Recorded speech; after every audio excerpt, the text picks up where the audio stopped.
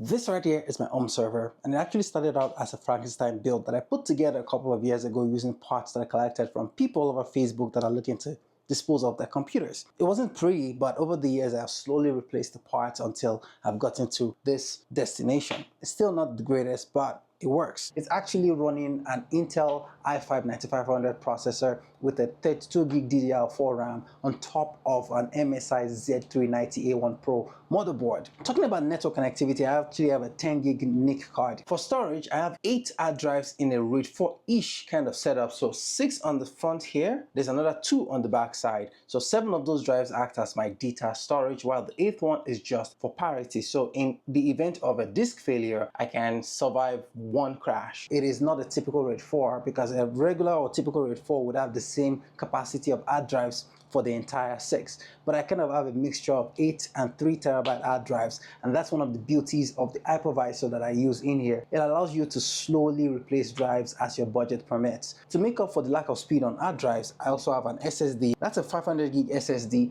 and I also have right there a 1 terabyte NVMe. Now both of them act as my cache in various capacity. So the NVMe cache acts as my major file share. So when I'm copying files back and forth between my computer, it uses the NVMe cache as my staging area, and then later on when I'm not using the computer or I've not used that file in a while, it will automatically move the file from the NVMe cache onto the hard drive. And then for the SSD caches for things like my Plex, Docker containers, all those kind of things, they all run on top of the SSD cache. On the back side of the case as well, you see I have 2 hard drives there. These are also hard drives that I pulled out of old laptops and no longer use anymore. If you'd like to know more about the services that I run on the server, let me know down in the comment section.